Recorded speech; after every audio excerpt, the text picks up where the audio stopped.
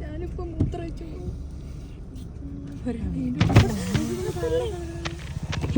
കണ്ടല്ലോ പ്രശ്നം കൊണ്ടു തന്നല്ലോ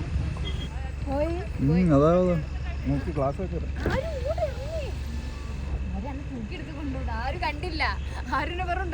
അങ്ങോട്ട് പോണ വണ്ടിക്കാർ ഇവിടെ നിൽക്കൂലേ അതാ പോണ